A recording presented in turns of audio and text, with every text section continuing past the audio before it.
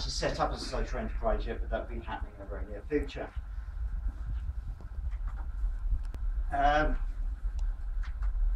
It's our new logo, which Will has been working on our creative designing and everything else about our layout of the magazine and our new logo.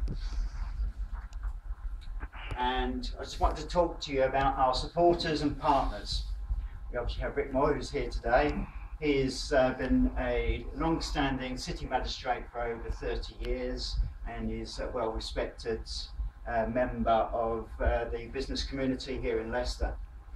He's actually accepted to be one of our trustees when we set up as a social enterprise, and to advise us and to maybe work with him in the future with the courts or whatever. We have obviously Citizens Eye and the library. As John's already said, it's basically, I'll tell you a very brief story. Basically what happened was I was at Futures Unlocked, and it was Kevin Armstrong who actually sort of introduced me. I said I should speak to John Costa because while serving in prison, I served 5 years in prison, but I didn't sit on my backside doing nothing. I actually set up 2 community magazines. I was an anti-bullying rep. I set up 2 LGBT peer support groups in the 2 prisons that I was in, plus 2 more. And I did all sorts of, I set up prisoner-led church services and all sorts of things. So basically I mentioned this to Kevin and he said I should speak to John about doing a magazine. So that's what we did, and the rest is history. So I'm very proud that we've got Clive here, who's the Learning and Skills Governor at HMP Leicester. We're hoping to actually, whilst they're actually supporting us at the minute, we're also hoping to work on the Root project and also setting up a pilot.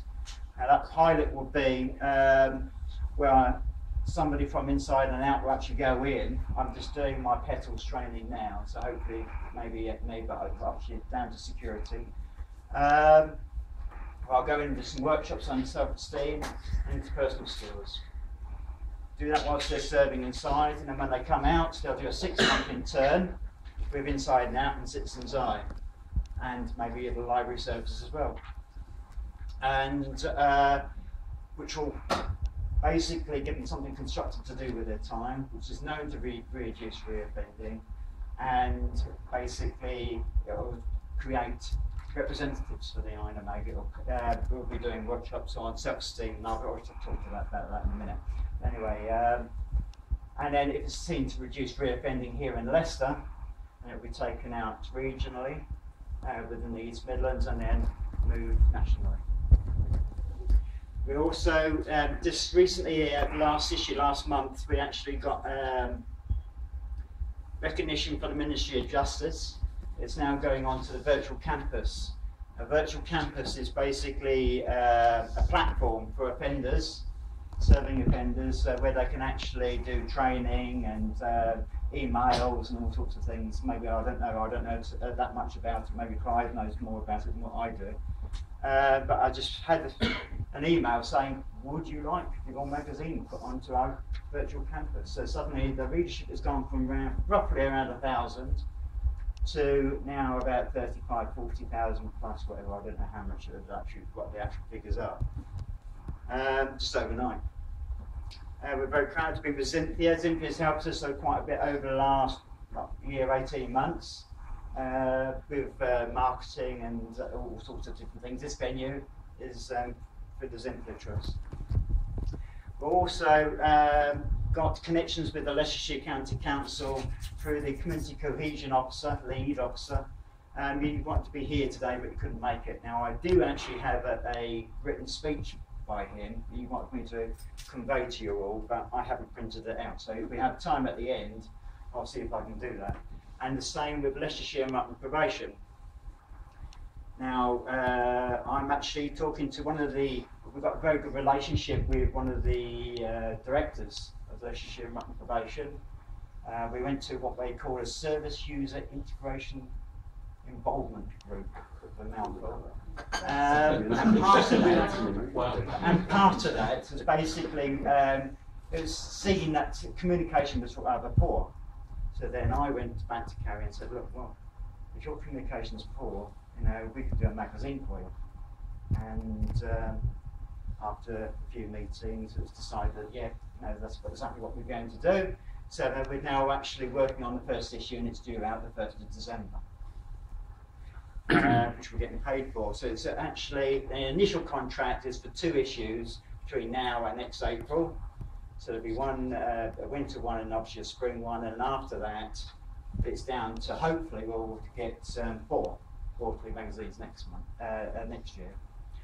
We've also got interest from Suffolk and Norfolk Probation, and also West Mercia Probation, also showing interest in having a localised magazine. But I'm just still waiting to hear whether they're actually going to take me up on that or not. I think that's it. Oh, Action Homeless.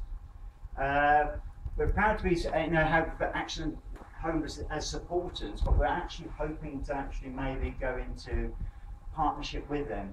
They just want some funding. Is it 6 million quid or whatever? We've just got, I wish, we've just won a big lottery grant for £140,000 to develop the Down Not Out Homelessness News Agency, which we've done and used to create some of their service user newsletters, to train 100 homelessness sector service users over the next 2 years to have a radio station, a magazine, make a documentary and stuff like that. But of course, with homelessness, some people are ex-offenders as well, so we're hoping to bring that in and get Mark in and pay Mark and Will to create some of that content as well.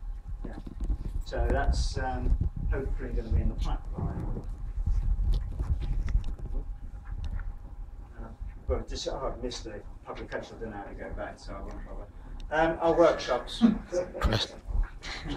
I'm not creatively minded. Oh, there you go. This was our first printed, professionally printed magazine, which is out for that's 3 issues ago. And this was just a demo that we did for the literature at the Probation Trust. We're actually changed the design of that now, and it's going to be called The Bridge. So it's going to be an 8-page magazine coming out quarterly. These are our workshops that we hope to be doing. This is our self-esteem one. This is our interpersonal skills one. Just talking about effective communication and, you know, how to basically different interpersonal skills, basically. This is about computerised music. We hope to be in partnership with Excluded Music, which is at the Highfields Centre. We hope to do workshops on photography and filmmaking through one of our friends, Victor Gonzalez, and we also be doing workshops on Adobe Creative Suite. Now that's what we actually use to create the magazine. So when the offenders will come out, providing that we can get funding for all of this, is that they will actually then do workshops on all of these basically. It'll be available to them. They don't have to do them all, they can just pick and choose what they want to do.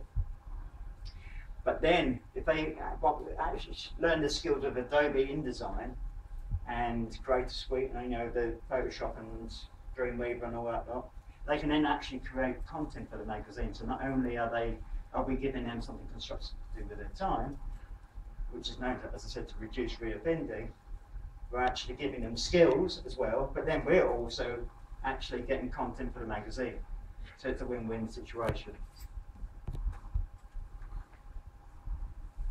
One thing which as I said, whilst I was in prison, serving in prison, is I set up an LGBT peer support group called Real Voices. Now, I went to healthcare. I was hoping she was going to be here, but she's got prison inspectorate coming along today, so she couldn't make it. So I set up that with the help of healthcare, Little Hay Prison in Cambridgeshire in 2003. And when I was transferred to HMP Wayland, we set up one there, again through healthcare. And then I also set up one at Wakefield and one at Nottingham Prison as well. I don't know if it's still if they're still there, but lesbian, gay, bisexual, transgender. So yeah. approximately, I don't know the exact statistics, I asked Helen, but she could make sure herself. But I guess she said there were 22 prisons that are actually currently got a LGBT peer support group within it as part of the regime. The aim is to have an LGBT peer support group in every basic prison establishment in the country, as male, female, YOI, by 2015. And this is what we're going to be pushing forward inside and out. And we'll be working in partnership with St Giles Trust, the In Here and Out project, which is something very similar to what I was doing 7 years ago. And as well as local PCTs and LGBT centres up and down the country. We've already made a ready-made pro forma. I've got it available, which is suitable for most prisons, you know, if not all. It doesn't matter on the security levels. Obviously, that can be adapted as necessary. Benefits. It raises the self-esteem of the offender, coaches participants to accept their sexuality and feel more at ease with themselves and their peers, reduces risky sexual practices, teaches safe sex practices, normally as part of the condom policy, which is in every prison in the country. And I've even put the prison service orders there. It's 3200 and 3845. Clive might be able to sort of clarify whether that's right, but that's what I googled, and that's what I got back. So I can't swear by that. And it also teaches respect, ethics, safe sex, and STD prevention. Also reduces instances of inappropriate sexual behaviour by serving offenders. Basically, I'll just briefly tell you what we used to do. It used to be one afternoon a month, where people who would refer themselves secretly, you know, it doesn't have to be open. Now, I was the LGBT peer representative for the prison, both prisons I was at.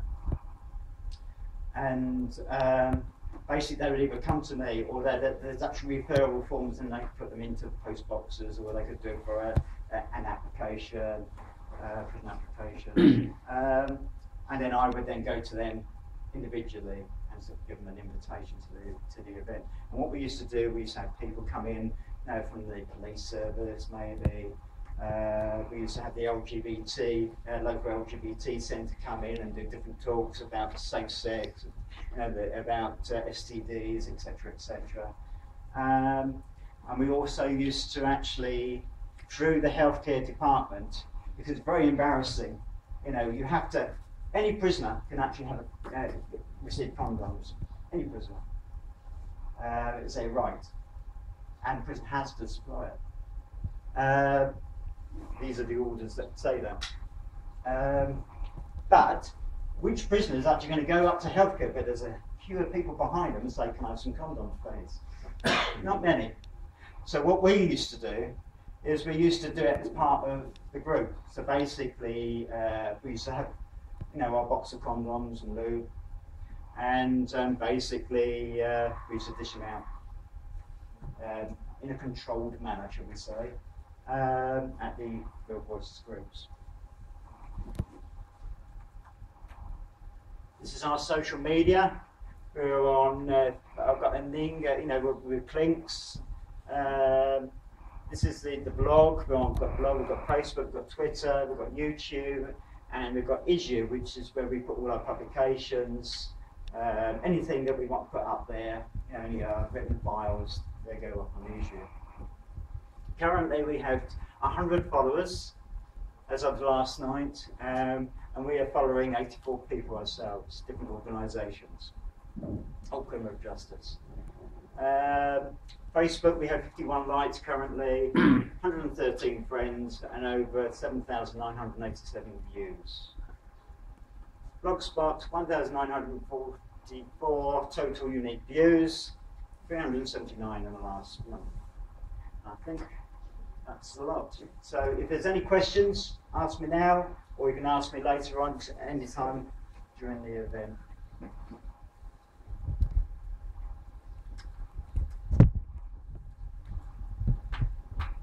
Mark, can I ask you a question? Yeah. A lot of the things that